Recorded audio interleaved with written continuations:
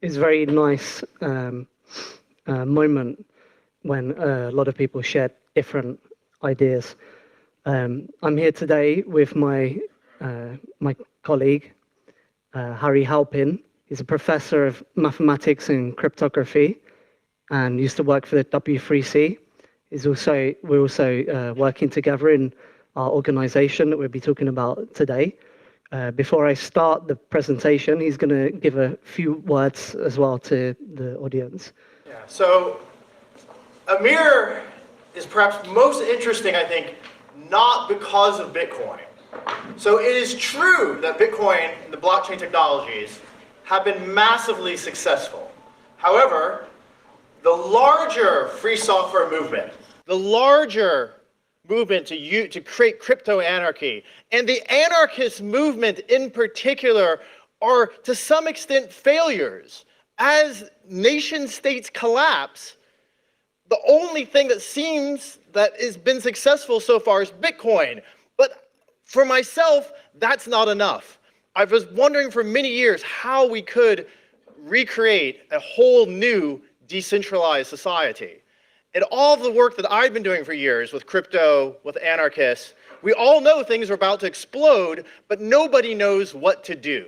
So I've been personally incredibly inspired by the events going on in ROJAVA in Syria, where it's not just about transforming the financial system, but transforming an entire society and then an entire world. But what's been missing is no one from our social circles, no one I knew had actually been there, had actually experienced not just a technical revolution, but an entire social revolution that touched every aspect of life.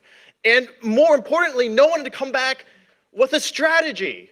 Instead, just photos of dying people or warfare. But what's needed is a strategy that can be implemented today that stretches from free software into larger society and to the entire world. And I'm very proud to say that I believe Amir has done a remarkable philosophical and political synthesis, going back to the foundations of the history of computing to today. And I believe it's the one way forward that we have to restart our movement to change the fucking world. So, Amir. Okay. Thank you for the big words.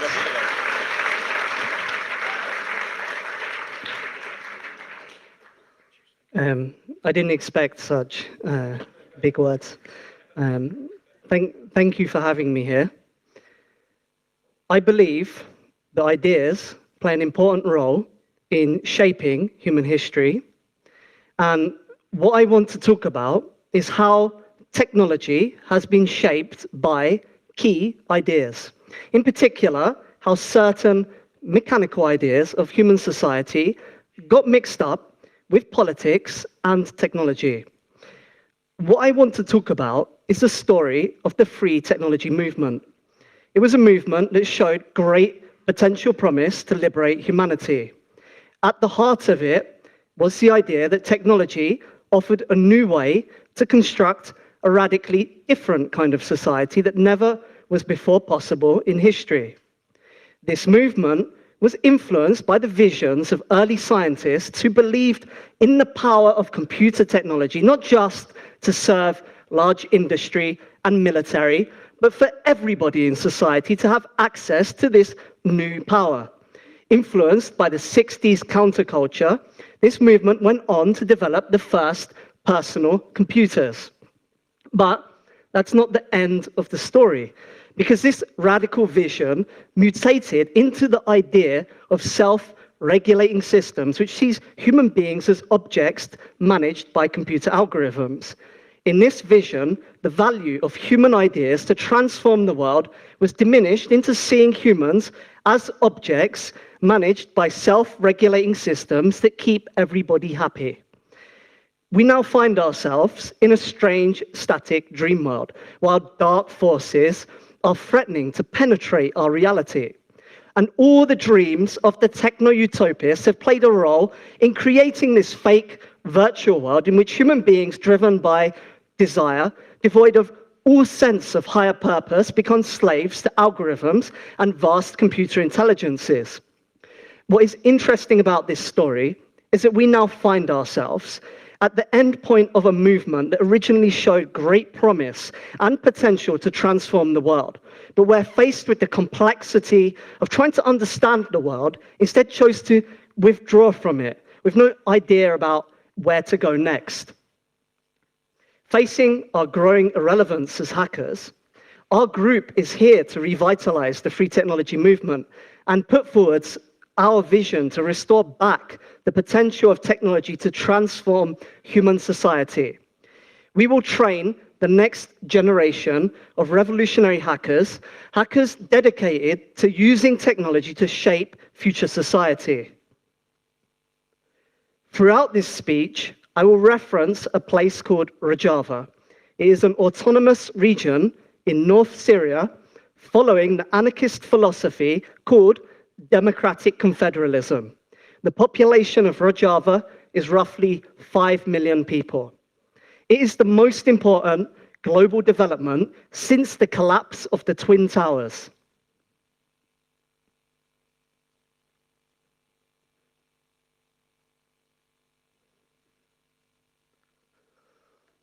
At the heart of this story lies a conflict between two men in 1968. One of them is called B.F. Skinner. The other is Lewis Mumford. It was a moment when two ideas about how technology could be used to advance human society first started to take hold. But to understand this conflict, we first need to go back to the development of the computer in the 1800s, to the age of industrialism and science, where two people called Charles Babbage and Ada Lovelace first began to put together the ideas that today underline modern computers. Charles Babbage was an engineer who wanted to solve industrial problems. He first developed a mechanical calculating device that could be adapted to solve a wide variety of common problems in industry. As he was working, improving his designs, he started to generalize his ideas into creating a new device called the analytical engine. The analytical engine would be a calculating device able to solve all possible mathematical problems. In essence, a computer. His main collaborator, Ada Lovelace, was the daughter of the poet Lord Byron, who died fighting in the Greek War of Independence against the Ottomans. Her mother, incensed and bitter towards her poet father, forbid her daughter from studying the arts. Instead, she pushed her into studying mathematics, logic, and rational sciences. Ada was passionately interested in a wide variety of science, mathematics, and technological fields, particularly with a social motive. She believed that mathematics was fundamentally a creative field, and that intuition and imagination were critical for studying mathematics and science. She named her creative approach poetical science.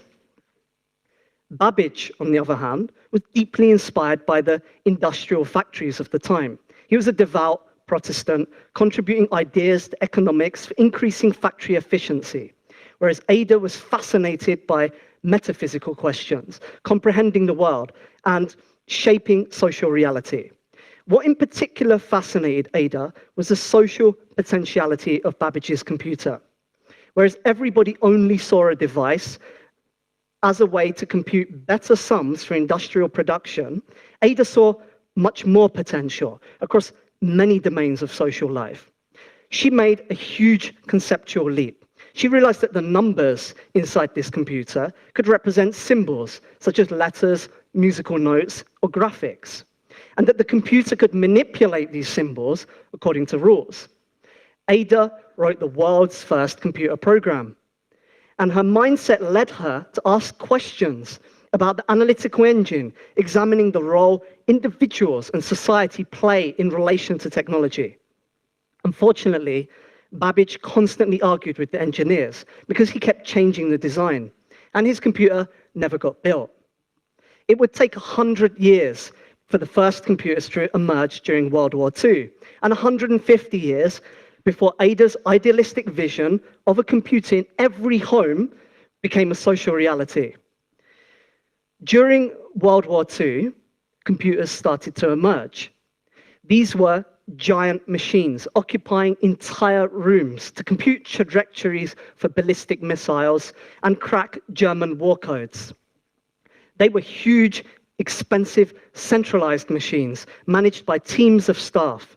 Their sole application was military efficiency, and the early computers reflected that in their design. Even as they were adapted by industry, they remained highly centralized under bureaucratic control. One of those early scientists working on computers was Donald Mickey, a colleague of Alan Turing, who is known as the father of computer science and artificial intelligence. Donald Mickey worked to construct machines to break German code ciphers during World War II. After the war, Donald Mickey went on to work in the new emerging field of AI, which was showing tremendous potential to reshape human society. At the same time, the field of AI was heavily influenced by Turing's thoughts, Donald Mickey's former colleague. His colleague Alan Turing was socially withdrawn and had tried to make sense of the human mind through mathematics. That led him to search for mechanical models that explained human thought. At the same time, it was the 50s, and throughout America, huge exhibits of utopian cities called Futurama were being displayed.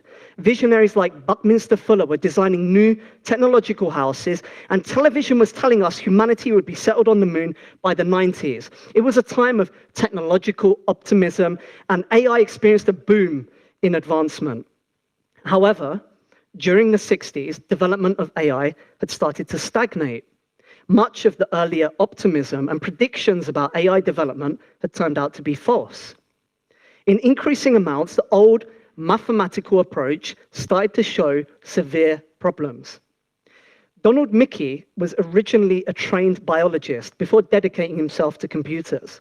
And he pioneered a new approach to AI, which combined the dominant ideas of symbolic logic based on replicating the human mind through reason and theory, and new emerging ideas about the human mind based on interpretive, experimental science in cognitive psychology. Donald Mickey's main aim was to combine these approaches because he saw the pure focus on logic as the main reason for the stagnation of AI development. But Donald Mickey went even further, because what he also did was to state that although we could use AI to solve some very difficult problems, we must also understand why the AI is acting in a certain way. He termed this super articulacy and emphasized that AI didn't need to just solve problems, but also explain how and why they solve problems, and that intelligence must give meaning to their action. In a prophetic speech by Donald Mickey, he also said that the new power of the computer had both the potential to bring untold amounts of human suffering, or the greatest revolution mankind has ever seen. And he goes on to explain that it depends on how we humans decide to harness that power. This brings us in the story to the clash between B.F. Skinner and Lewis Mumford in 1968, between the behavioral psychologists who believed in using science to manage society and the utopian idealists who wanted to liberate humanity from power. Around this time in the 60s, there was a BBC documentary called Towards Tomorrow, which presented possible future visions of society. One of these was B.F. Skinner's vision. He asked the question that with the decline of the old forms of authority, how could we organize the masses in a future society?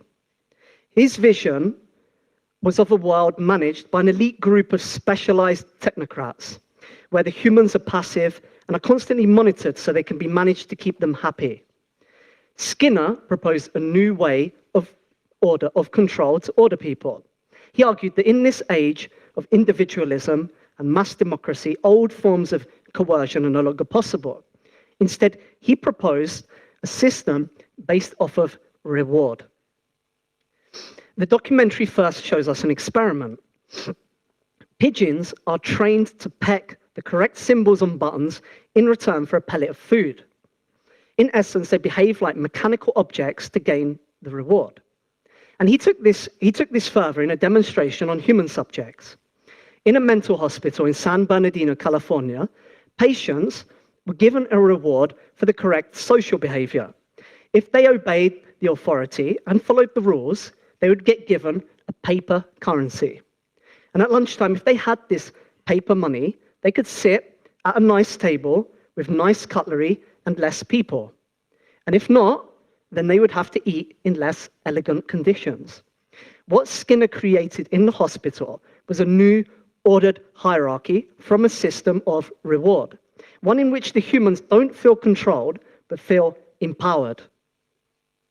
Skinner says he sees this as the future of humanity. What is fascinating about this is it is eerily similar to what we see today, where there is a technocratic elite with no interest in politics, simply managing us to keep us happy and make themselves rich. And a lot of this was funded in the 80s with the fake consumer credit boom to reward us, like in the hospital, as a form of social management. Lewis Mumford puts forward an alternative vision. In this video, he first criticizes Skinner and then puts forward an alternative vision where we are all active participants in a society deciding our destiny.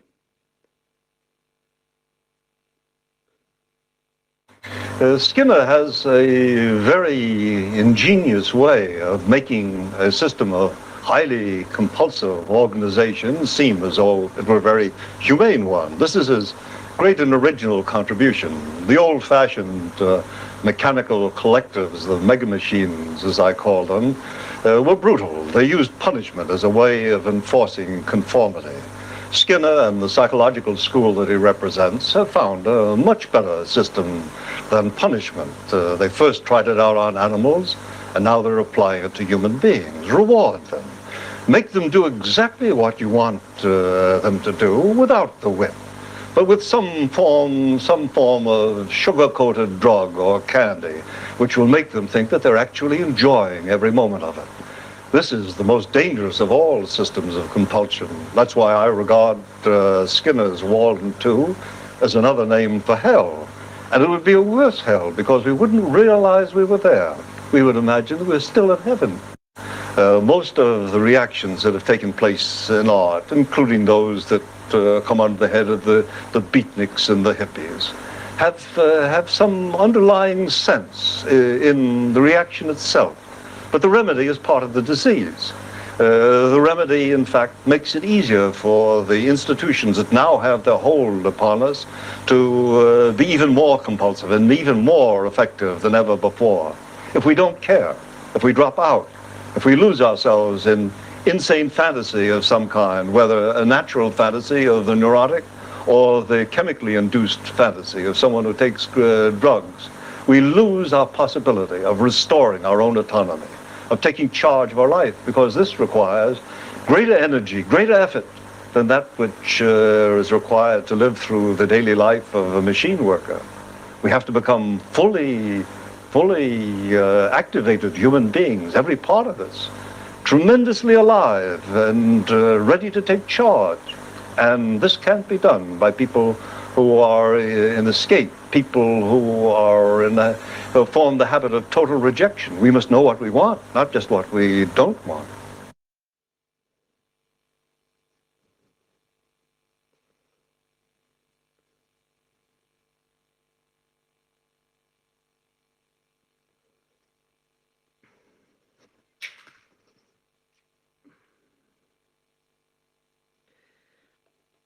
Mumford was a philosopher of technology and a utopian idealist who believed that science and technology did not develop in a straight path, but were influenced heavily by ideas and culture. He wrote books comparing symbolism in modern technological inventions with ancient monuments to examine how these ideas from the ancient world were tightly woven into the DNA of modern science and technology. Mumford proposed that we had to use technology to develop a new free society, which restored back the autonomy to human beings lost by what he termed the mega machine. He called for a study to study of technology to free humanity and create an organic modernity, which he termed polytechnics. At the same time, during the 60s, the hacker movement was being birthed. Computers were still large, centralized machines controlled by a bureaucracy, but they had begun to move away from the military and into the hands of industry. In this environment emerged small groups of people who believed that this new power had the potential to advance humanity, and they became obsessed with gaining the fruit of this knowledge. Many of them got low-level jobs near computers as technicians, or even janitors, where they were able to gain access to these instruments of power and become familiar with their inner workings. They would wait for missed or late appointments for people to use these computers, and they would jump on the machines to gain access to them in those spare moments. This community wrote its own software and shared the code and knowledge with each other in person. Slowly, in their garages, homes, and universities, they began to develop their own computer hardware, which led to the development of the first personal computers. This was a collaborative, idealistic community that really believed they could use computer technology to change the world and improve humanity. They are the reason why today we have computers, laptops, and telephones. As the potential of the new computers became apparent, investment companies saw an opportunity, and huge amounts of capital started to flow into this previously marginalized community of hackers. As new business ventures were formed, the culture of this community completely transformed. Whereas before, values of collaboration, knowledge sharing, and idealism were central, the new companies instead sought efficiency, profit, and growth. This was an important step for developing the personal computer into a usable product. But in the process, something very important was being lost. Before, hackers would share code and work to empower humanity, whereas the new technology companies started to close technology off into their own personal silos, restricting access to the code and refusing to share knowledge with other groups. In their rush towards money, the hackers lost sight of what gave them strength as a community. But not all the hackers went along with the changes. One young hacker called Richard Stallman resented what he saw happening to the hacker community. Here, in this video, he explains his background and philosophy.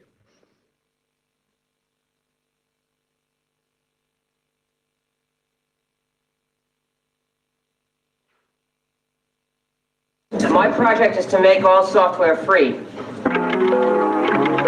Computers are sort of a fascinating build-it set where you can build things that you can then use to build more things. What you're building is kind of alive. It has a life of its own. It's a little thing that follows all your commands. It allows you to put together structures that you couldn't have put together before and carry this on until you're making structures thousands of times as big. I'd get up around 5 or so and come into the lab, read the messages people would send me. Then I'd go out to Chinatown with people and have a nice dinner.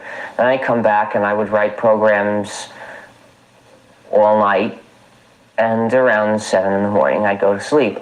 Richard Stallman has been called the last pure hacker for choosing to remain at MIT despite the temptations of the commercial world, true to the spirit of the early hackers. What they had in common was mainly love of excellence in programming. They wanted to make their programs that they used be as good as they could. They also wanted to make them do neat things. They wanted to be able to do something in a more exciting way than anyone believed possible and show, look how wonderful this is. I bet you didn't believe this could be done. Philosophical phone freaks and early hackers believe that information and tools should be free, or at least available to serious seekers, and they openly shared their work with others. Some argue that the computer revolution could not have happened without that hacker ethic. Today, hackers are divided between the old values and the new. They can't agree whether source codes, the basic blueprints of a program, should be shared or not. Hackers frequently want to look at code, like operating system listings and the like, to learn how it was done before them, because this is how they're going to learn to do it. And source should be made available reasonably to those sort of people, not to copy, not to sell, but to learn from. Tools I will give away to anybody, but the product, that's my soul is in that product. I don't want anyone fooling with that. I don't want anyone hacking into that product and changing it, because then it won't be mine. Imagine if you bought a house and the basement was locked and only the original building contractor had the key. If you needed to make any change, repair anything, you had to go to him. And if he was too busy doing something else, he'd tell you to get lost and you'd be stuck. It's like somebody saying, looking at a painting and saying, well, I don't like that color over there, so I'll just take a can of paint and change it. That wrecks the whole painting. Okay, that changes everything that I did. And that to me is one of the greatest insults. You're at that person's mercy, and you become downtrodden and resigned. That's what happens when the blueprints to a computer program are kept secret by the organization that sells it. And that's the usual way things are done.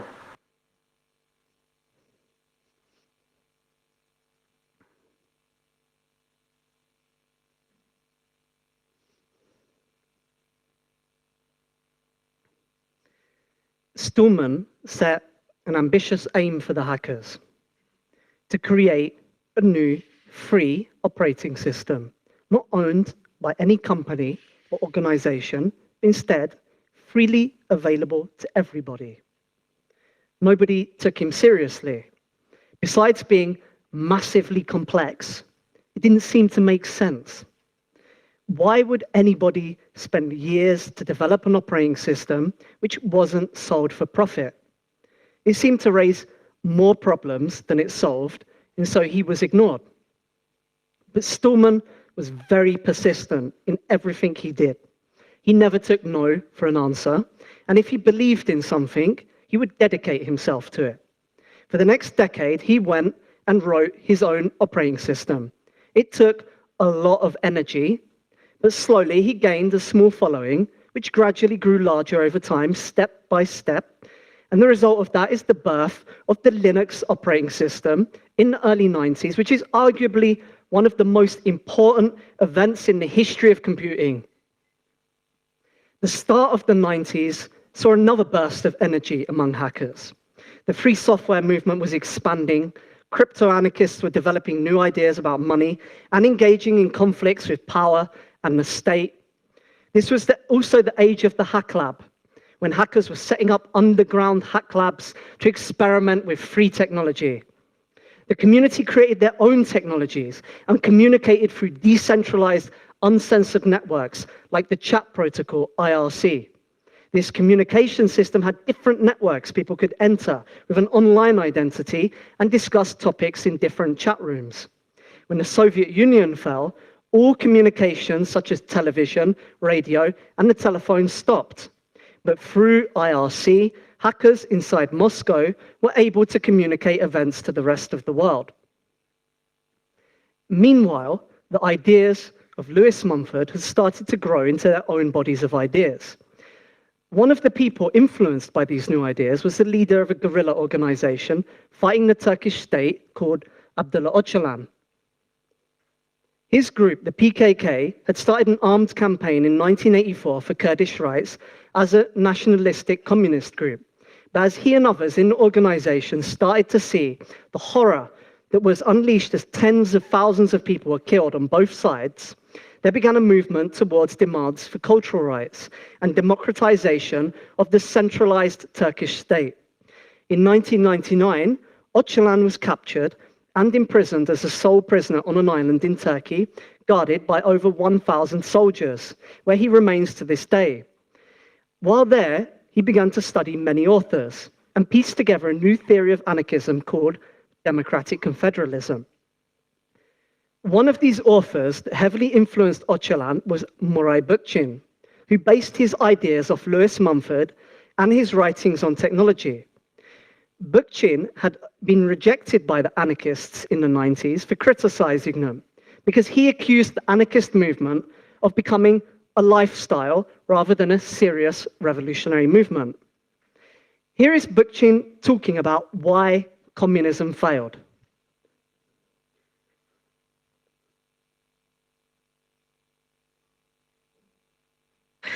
I literally saw this movement disappear, and disappear from history, at least as far as the United States is concerned. And I have no belief whatever that it will come back again. Namely, what I'm saying is, I saw the end of the classical workers' movement. And I had to ask myself, Why had this come about? What did this mean? And the conclusion I came to is this, that the workers' movement never really had a revolutionary potential. That the factories, and I had worked in factories for 10 years, and had worked in factories partly as a labor organizer in the old CIO before it united with the AFFL, when it was still in a very militant, stage of its development. That this workers' movement had never really had the revolutionary potentialities that Marx attributed to it. That in point of fact, the factory, which is supposed to organize the workers in Marx's language, mobilize them and instill in them the class consciousness that is to stem out of a conflict between wage labor and capital, in fact had created habits of mind in the worker that served to regiment the worker, that served in fact to assimilate the worker to the work ethic, to the industrial routine, to hierarchical forms of organization, and that no matter how compellingly Marx had argued that such a movement could have revolutionary consequences, in fact, such a movement could have nothing but a purely adaptive function, an adjunct to the capitalist system itself. And I began to try to explore what were movements and ideologies, if you like, that really were liberatory, that really freed people of this hierarchical sensibility and mentality, of this authoritarian outlook, of this complete assimilation by the work ethic. And I now began to turn very consciously toward anarchist views, because anarchism posed the question not simply of a struggle between classes based upon economic exploitation. Anarchism really was posing a much broader historical question that even goes beyond our industrial civilization. Not just classes, but hierarchy. Hierarchy as it exists in the family. Hierarchy as it exists in the school. Hierarchy as it exists in sexual relationships. Hierarchy as it exists between ethnic groups.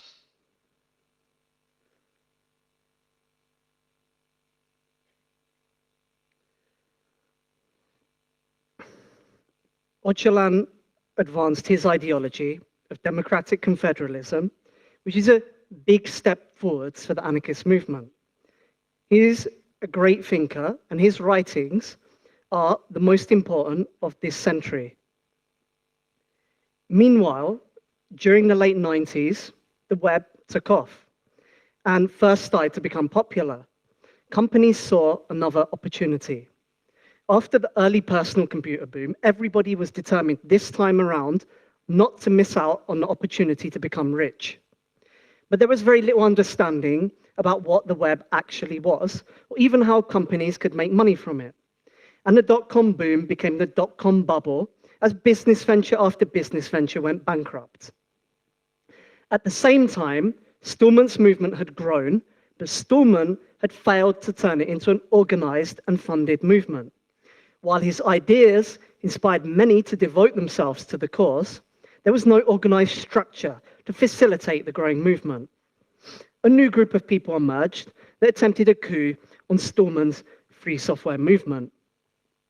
Keen to attract business interests and present themselves as the clean face of the hacker movement, they started a rigorous branding campaign, renaming free software to open source. They made dubious claims that open source code had actual business benefits, such as being better quality and cheaper, that it wasn't a question of ethics and values, but a simple business equation.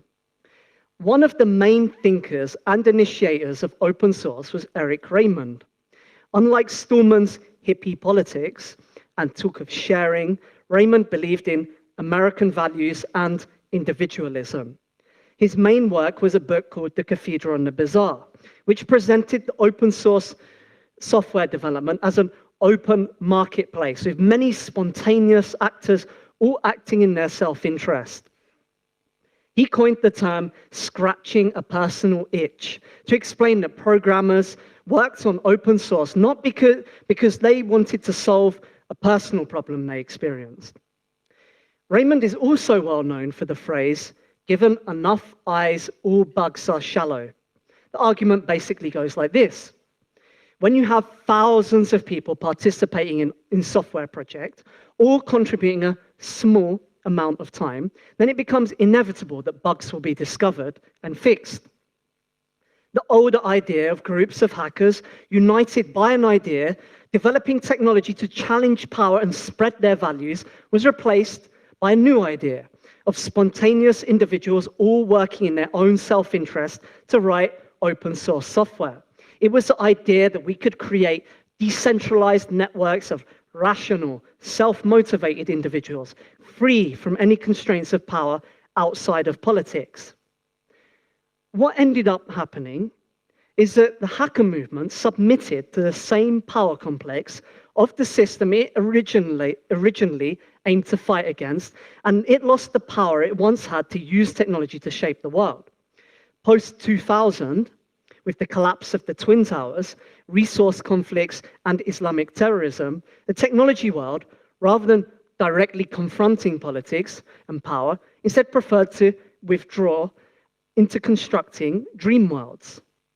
The technology world became driven by the idea of individuals spontaneously pursuing their own personal interests, rather than groups of people driven through a shared vision and a sense of ambition. And what happened is that we allowed our legacy to be absorbed by the state and into serving power. In this new world we created, anybody could be whoever they wanted to be, free from power. But in actual fact, what we had created was an illusion that allowed power to cloak itself with technology, making reality less tangible for people to grasp.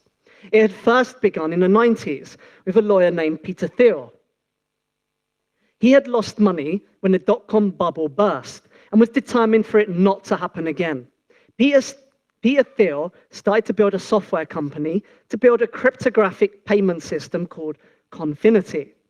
It was influenced by earlier ideas that had existed on the internet, originally developed by the crypto-anarchists, and it made Thiel into a billionaire. This product would later be renamed PayPal. However,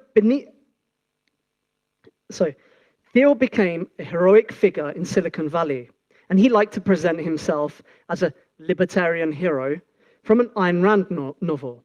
He funded seasteading institutes and libertarian think tanks with his wealth. He became a sought-out thinker by heads of industry and won multiple awards. However, beneath Thiel's veneer is a deep cynicism and distrust of ethics. In 2015, a document released to TechCrunch revealed that one of Thiel's lesser-known companies, called Palantir, was providing advanced analysis and networking infrastructure for US intelligence services. As TechCrunch explained, the US spy agencies also employed Palantir to connect databases across departments. Before this, most of the databases used by the CIA and FBI were siloed, forcing users to search each database individually. Now everything is linked together using Palantir. When Mark Zuckerberg, inspired by IRC and other social networks, started to build Facebook to connect people, Peter Thiel was there from the beginning as the main investor guiding the project. He is also a major partner for the depoliticized hack lab of Silicon Valley called Y Combinator, which funded Coinbase, the signer of the New York Agreement.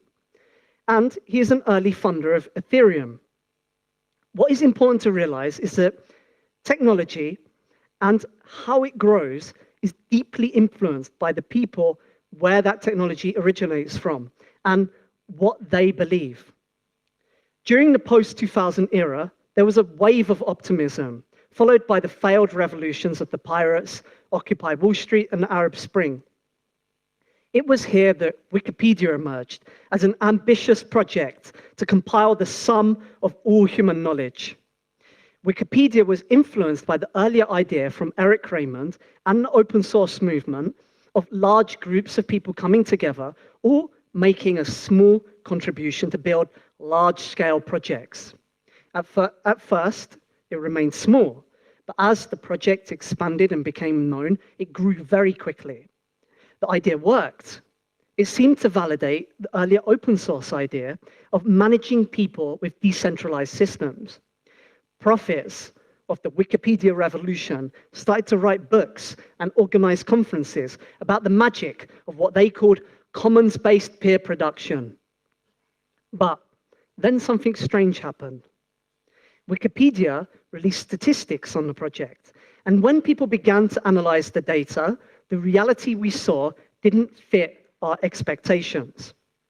What we saw is that most of the articles are written by a small group of editors that spend hours every day working on Wikipedia. What this showed us is that it wasn't that Wikipedia was written by large groups of people, each contributing a sentence or two spontaneously. What we actually saw is that Wikipedia was written by a small core of dedicated people who spent the vast majority of their time working on Wikipedia. And that what brings these people together is an idea that drives them towards a vision. We see the same thing in open source projects. There is always a core of developers driven by the project's vision. No project was ever, in my personal experience, driven by a diffuse mass of developers working for their own self-benefit. The mantra, "many eyes make all bugs shallow," is false. Software is a complex work that requires a huge level of coordination, hard work, and creative thinking based off of real understanding and knowledge. Developers do not spend years of their life to write software to solve a specific personal itch or problem that occupies themselves. They are driven through ambition, the ability to influence the world, to craft something meaningful, and the satisfaction of good work. Many of our original ideas were full of huge potential, but they have been absorbed by power into serving its own interests. Why has this happened?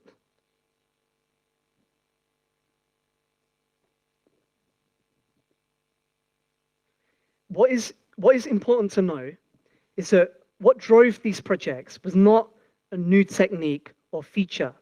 It was groups of people driven by a vision, exploring new ideas and possibilities to try and realize it. Bitcoin itself has a long history going back to the roots of the crypto-anarchist movement as a political invention.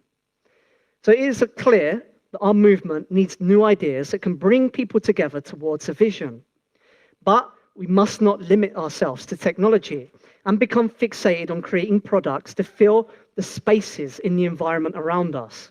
We must think on a big scale, think globally, making an effort to understand the political context of the here and the now, and how we apply technology to influence the world around us. Our organization is a group of revolutionary hackers focused on the global struggle for revolution for a libertarian society, what we call the democratic nation. We are a part of the emerging democratic confederalist movement.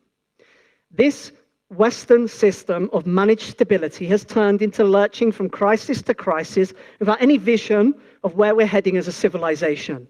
This Western liberal system has exhausted itself of the ability to advance humanity forwards. Breaking out of this cage, idealistic movements are forming, such as the New Right and ISIS, in the gaps among this global breakup of power. Western society has grown comfortable, emphasizing the sensory world of comfort, pleasure, and fame, with very little creative thought to the ideas that drive society and culture. We are erased from our roots, constantly breaking with the past to impose a new, superior model in a thirstless drive for efficiency. We are disconnected from space and time, with a politics based off of abstract models that disregard geography and history. Art relies more and more on a frenzied emphasis of the new and the shocking, on sensationalism, while religion, stripped of its substance, is tending towards fundamentalism.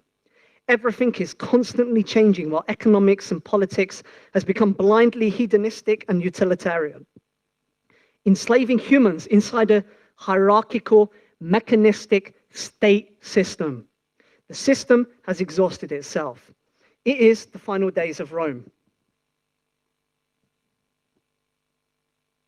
So what is happening in ROJAVA is the source of an ideological movement advancing the legacy of anarchism. ROJAVA will be one source of change throughout the world, one of many. For instance, in Catalonia, Barcelona in Comú is a municipalist movement based off the ideas of Bookchin and ROJAVA, and they now occupy the position of the mayor in Barcelona. And Latin American anarchist and Marxist groups, which are really well organized throughout the continent, and they have begun to now form groups and organizations to study and follow this ideology. We are at the start of another era in global history. Groups taking root now, in the future, will be vying for power among the dissipation of the liberal world order. Democratic confederalists are one of these movements. It's our work now to lay down the foundation so our later struggles will be a success. The technology world is too focused on capital and products. What we actually need are ideological hackers. Trained revolutionary hackers to serve as the forefront of this change, as the prophets, carrying the message, able to comprehend our world and organize larger groups of people towards a shared vision. To this end, we are establishing a training academy in Barcelona to train a core group of politicized revolutionary hackers that will be responsible for organizing a new network of technologists. We are in a stage now of forming important key concepts that would lead and advance the hacker movement forwards. In particular, we seek to make a synthesis between the ideas of the crypto-anarchists, free software movement, hackers, pirates, and other great thinkers into an area of study for how we apply these techniques towards our goal of democratic confederalism. We are reviving the field of study first proposed by the great thinker Lewis Mumford, who named this POLYTECHNICS. Okay, that doesn't work. Technics is concerned with coming into being. That is, thinking and acting how something may come into being, which can either exist or not exist, and whose origin is in the creator, not simply in the product itself. Polytechnics is about applying our knowledge of techniques for the construction of a democratic modernity, a free, autonomous humanity, and restoring back the organic synthesis of nature with civilization. We instrumentalize techniques to further our goals. And for us to be successful, we must have a full comprehension of the true meaning of freedom, hierarchy, and state. Our starting point is the revolution in ROJAVA, which we see as a stepping stone to further opportunities internationally. We want to advance concepts such as cryptographic law, decentralized governance, libertarian economics, and free technology inside the ROJAVA movement. This is an ideological movement that is setting down roots internationally and will continue to spread. We take our place as hackers to build the technical arm of this revolutionary movement. We are not just hackers, but missionaries of an idea, training more hackers to replace us and grow as a movement. The first phase in our long-term strategic plan is to work on free software, telecommunications networks, and Bitcoin projects. When Ethereum was first released, one of its main projects was literally advertised as unstoppable code and quickly raised $150 million, becoming the highest ever crowdfunded project in the history of the internet. But that's not the end of the story, because it was hacked and lost over $50 million. Ethereum itself had to change its unmutable code to reverse this human error. What we should have realized then is we aren't just working with technology, but with people and the ideas that shape them. Bitcoin now suffers from a crisis of confidence after a series of open confrontations. The task now is to understand the underlying cause of this division is because of the underlying ideology of the people involved in the project. The way forwards for resolving this series of conflicts is not a new form of management or a bureaucratic process inside of Bitcoin, but a real synthesis and restoration of values back to the project. The developers of Bitcoin should be trained ideologically so that the project gains coherency towards a shared vision. Any structure we make is only as good as the ethical values of the people inside it. The main role of technology is not shaping the external world to coerce people to act in a certain way, but to support an ideology that can change the internal world of people's thoughts. Richard Stallman did more than write an alternative operating system that replaced the proprietary operating systems. He gave us a vision and a long-term goal to work towards. He wrote articles and made speeches which inspired thousands of hackers to join his cause. Stallman inspired me through his ideas and action. Stallman is a prophet who spoke about power and technology decades ago, predicting that our current path would lead to vast corporate and state intelligence apparatuses that wield huge amounts of power over technology users. What Stallman proposed was taking back control of technology through a movement that sought to technologically empower its users. So we're here to find allies and fellow travelers who are in this cause with us, to find the people who would join our organization or give us funding or offer us places to work. Never before in modernity have we had an opportunity like this to break free. We are entering a tipping point where history is bifurcating after a long period of stability. We are moving into a global breakup of power, rapid multiplication of ideologies, and a shift in the global geopolitical balance that is opening up gaps in the governance around the world. Humanity is facing a future with a huge amount of suffering and conflict. There is no happy, free love future awaiting us, but a dark period, followed of hardship, followed by regeneration. However, it is also an opportunity for revolutionaries that are well prepared to take advantage of this coming crisis and steer it towards their vision. And not everybody can be revolutionary. It takes commitment, sacrifice, discipline, and dedicating yourself to a cause beyond yourself. To be the points of change able to fight, we must achieve self-mastery and reach our full potential as human beings.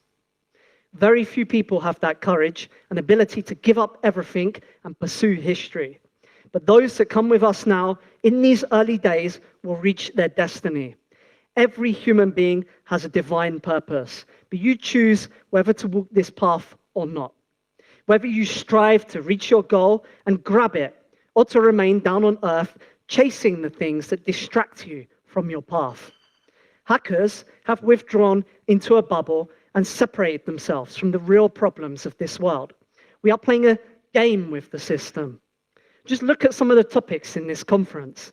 They are more about comfort and self-indulgence rather than changing the world and influencing global politics. Hackers used to shape the world. We were powerful. We were a force that exerted our will on the world. Now, we have withdrawn into making toys and trinkets to amuse ourselves. What happened to that will and ambition for greatness? And it's worse than that, because our dreams have mutated into nightmares. And unless this movement has a big change, all of the efforts of our forefathers, of the crypto-anarchists, the free software movement, and the hackers will amount to nothing. Everything will fail and dissipate, because the world now is in the midst of a huge global shift, and we are not engaged with this change. We have become depoliticized vessels of emptiness, dazzled by the lights of modernity. This year, the UK had a general election to choose the next leader of the country. One of the parties was the Pirate Party, while the other parties talked about terrorism and immigration, the two most important issues facing European society. The Pirate Party talked about copyright reform and libel law. Are we going to confine ourselves to irrelevance, or are we going to apply our knowledge towards something useful? We live in a technological society, and technology is another front in the struggle for freedom. We are facing a deep social crisis in the West that is not simply economic. No new economic or political model will save us. Neither will some new innovation or technology. The huge level of mental disorders are a symptom of the destruction of humanity that we feel a part of us has died, subjugated to this mechanistic industrial system of enslavement that started with building pyramids and has ended with nuclear weapons. But there are signs that the system has exhausted its capacity to manage the crisis any longer. New movements are rising up to exploit the vacuum, and we will all be forced to pick sides. The baby boomers remained neutral, and they became victims of power and domination.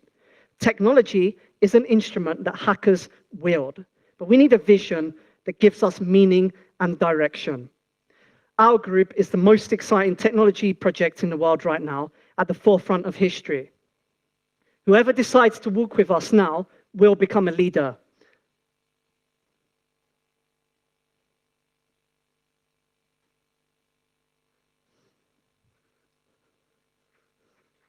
No, you guys do it over there. This way. Oh, no, other way.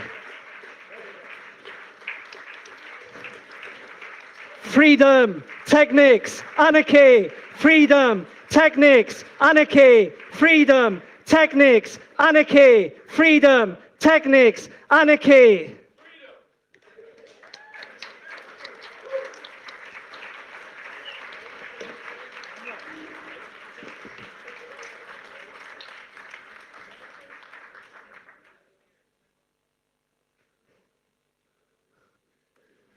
So thank you a lot, Amir, for your interesting and comprehensive presentation.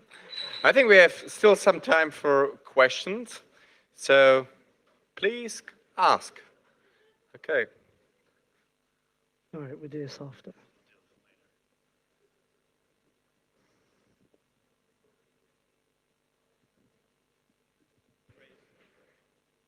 Amir, what about Dark Wallet, man? We funded this project. So, you know, I was talking with Peter Todd, and he said to me that all of the anonymity technologies in Dark Wallet have been superseded by new technologies inside Bitcoin. So he says it's not worth it for me to work on Dark Wallet because something better is going to come very soon. But yeah, it's still something we're thinking about because we need a lot of Bitcoin infrastructure that we need to build. We will be building a lot of Bitcoin projects and anonymity technologies. Okay, question 2. Okay. Yeah, thank you for that great presentation. It really captured a lot of different aspects of today's society going through history till now. You referenced how due to capital moving into the space, so this was in reference to the early computer days, so people taking the past, making a personal computer. People lost track and there was a cultural shift, no longer sharing, collaborating, thinking as a collective, but rather thinking exclusive groups and closing the doors which allowed them to have the power in the first place. And I have a quote which I really think resonates with this, and I'll get to my question, I apologize. When a nation goes down or a society perishes, one condition must always be found. They forget where they came from. They lost sight of what had brought them along, and that's by Carl Sandburg. So to reference this, I want to bring it back to what's happening right now with cryptocurrency. I see the same trend occurring, where the starting point or the phase 3 or 4 years ago for me at a lot of these conferences was a crypto-anarchist movement, or perhaps in many ways opposing the traditional banking systems. And I'm seeing as more money is coming into this, people are losing track of what started this. And this really annoys me when I go into conferences or general discussions, where the topic has shifted from the political movement, as you said, it was the birth of a political ideology, into this piece of technology on how people can profit from. What advice, you covered so many different aspects of historical movements, whether it was the computer movement, the free software movement, the internet, and now onto cryptocurrencies. How can we escape that same kind of force of ideology onto people where they forget where it came from? And like Linux itself has been taken and put into so many applications we don't even realize. How do we not lose control of that? How do we not lose sight of the importance of the message, and that's something that really troubles and puzzles me at the same time. What really drives projects forward or advances humanity in general is idealism. Like all throughout history, many scientists dedicate their lives to discovery and they gain no reward from that. But the point about Richard Stallman is that he started an idealistic movement that gained momentum, but he failed to turn that into something more organized, to get funding, to start to establish places where people work on projects. So for instance, when I was 16 or 18, I was completely absorbed by free software. I thought it was one of the most important things in the development of modern history. But it was a very difficult situation to work on open source as a young programmer with no support. If there were places with a bed, with food, I would go there and I would work every single day and devote myself to free software. That's a really important part of a successful movement, is to have the resources, to have that material capital. So a lot of the idealists a lot of these idealistic movements cut themselves off from that, cut themselves off from organization, from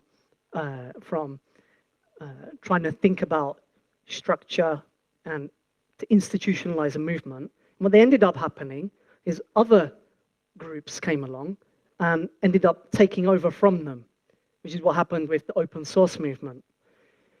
However, these movements, when they come and they're just purely concerned with profit, with extracting wealth from the real value that's created underlying by the technology, by the innovation, what happens is that the movement loses its original goals, its original meaning, and ends up to dissipate, which is now something that we see happening in Bitcoin, for instance. So the important task of Bitcoin is to restore back values as the center of project. Not saying, oh yeah, we need to reject capital, we need to reject material resource. After all, Bitcoin is a project to make money, but we do need to think about that at the core of the project, we have our ideals. And that the aim of Bitcoin as a project is to challenge the power of the central banks. That is the biggest tool we have ever since the development of the central banks to challenge their power. That's a really important piece of technology.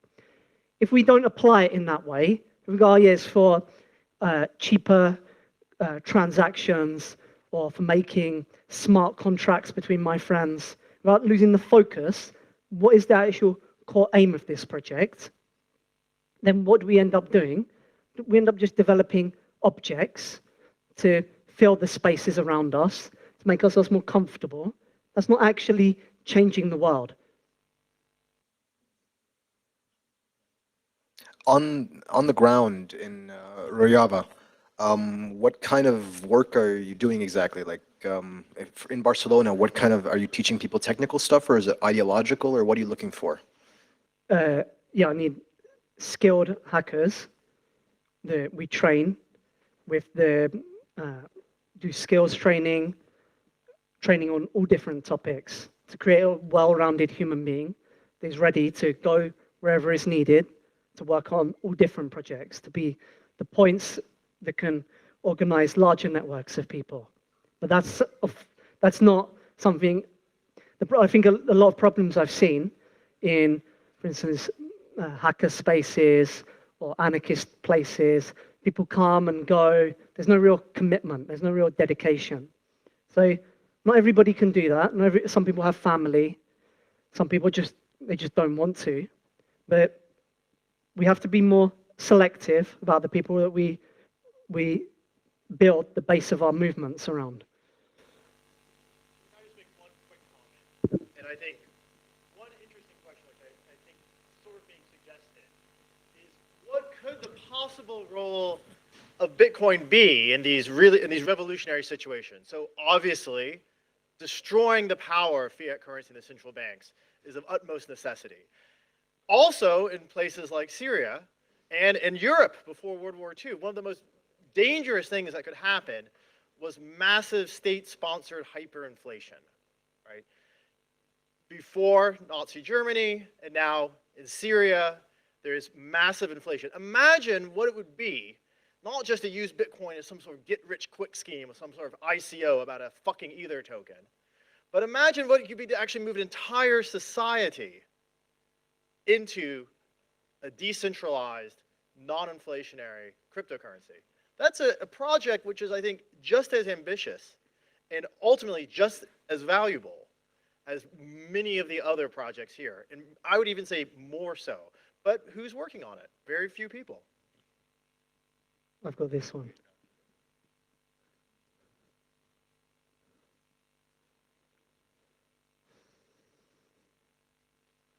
You still seem quite hopeful for the future of Bitcoin, and I was wondering, with all your kind of knowledge and expertise in the field, don't you think that maybe it's not Bitcoin that is the currency that takes us all further, especially when we consider how Bitcoin is funded by third-party interests that take it into different political directions? Don't you think it's that we need a blockchain that's independently funded by its own creation of currency, and that is decentrally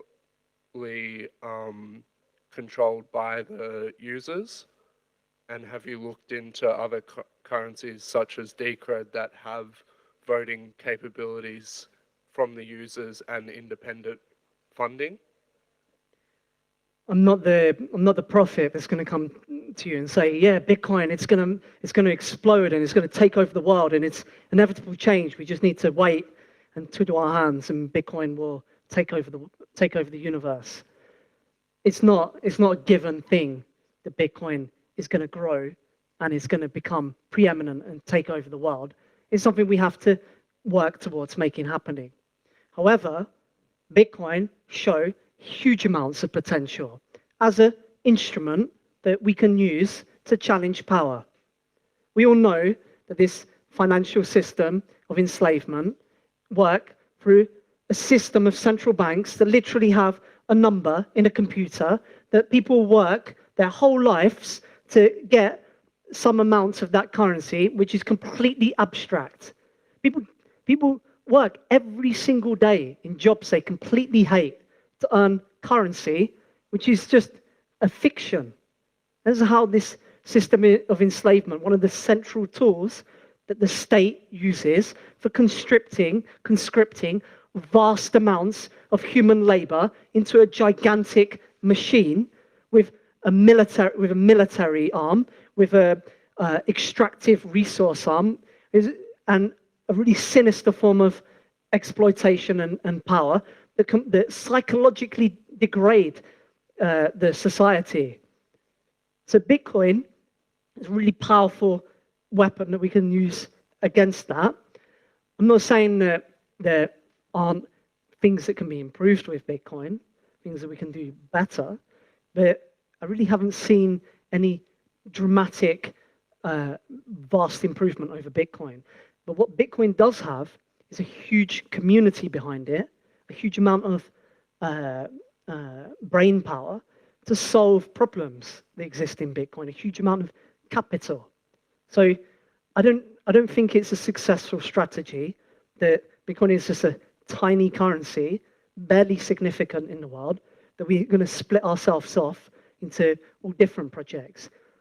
Bitcoin, the most important thing now we can do is to support Bitcoin, to challenge the power of central banks, to create our own decentralized currency. Bitcoin is not the final evolution in our financial development, but it's a step away from the state and ordered hierarchical systems of relations.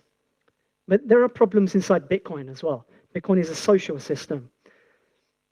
And we have to recognize that. It's not a perfect, abstract thing that just exists outside of time and space. Hello. So thank you for your presentation. So you are speaking really a lot about Bitcoin, but you know, if I just remember when I was young, anarchist and all that, you are going to speak with the people, trying to explain them the system, how it is working, the thinkers and all that.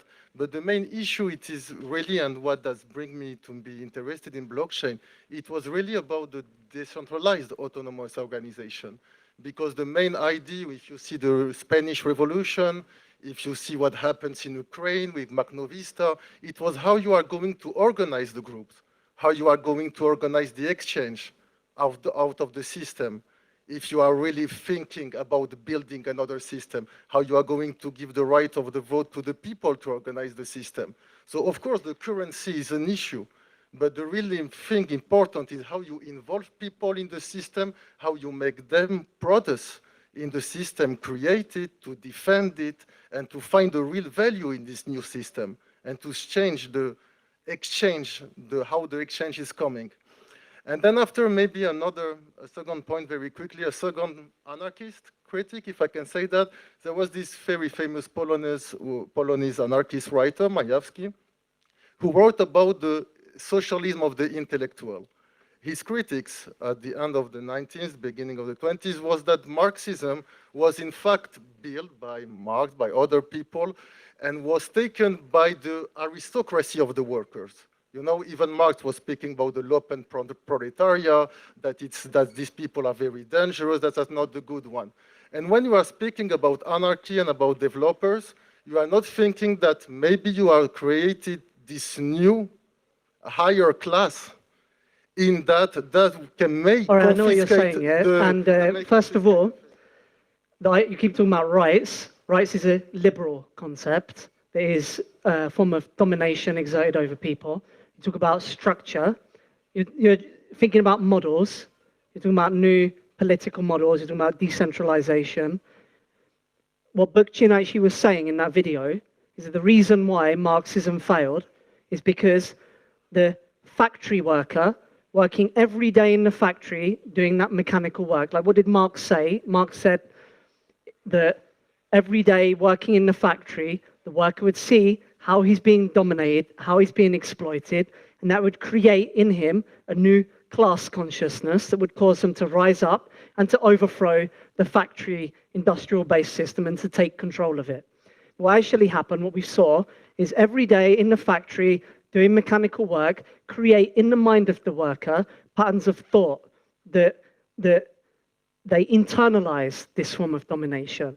So that's what we have to understand, is that if we truly want to break free of this system, it's going to require changing the thoughts of humans, not just some new way of ordering the society, some rearrangement of the structure. No, the structure is the problem.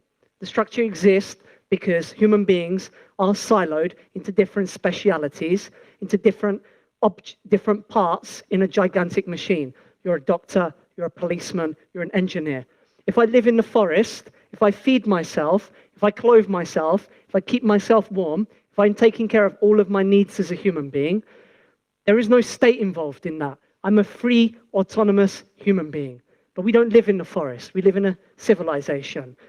I have clothes, I eat well, I sleep in a house, I use technology. Where does all that come from? The phone that we use is created in a factory. The factory is a gigantic machine with different mechanical parts inside. The human beings inside that factory are mechanical objects. They're not thinking human beings driven by ideals, driven by a sense of purpose or destiny. No, they're objects of power, following obedient, following orders, following commands that come from an elite that is pulling different levers and buttons to just maintain stability, not to move as a society towards something with a sense of purpose and meaning, just to maintain it, for it to grow. So we need to get free of this liberal way of thinking.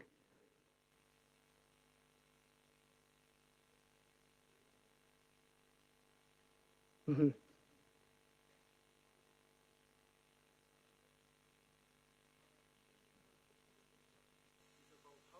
Organize the society, and how you can use some decentralized autonomous organization to organize the way of production, because the way you produce is linked with the way you're thinking. If you are not making people produce freely in a different way of trading, you're not going to make them think differently. It's Well, very no, it's again, you're very saying simple. this, you're talking about production and the external world first, as opposed to the thoughts and the subjective. We need to teach people philosophy, mythology, history, sociology. That's where the change comes from. Yes, but for that they must have free time, and to have free time they don't have to go to work, and go to work, you have to change the system how it works, because if you send the people we need to get rid of the working system. 12 hours a day You're in a factory, you don't want to change they anything. are not going You want to to just change their rearrange way it a of little thinking, bit to keep it because going of on. the end of the day they're That's going to watch bourgeois TV, ideology. and they're going to be lazy. Okay, thank you a lot. Thank you a lot, Amir.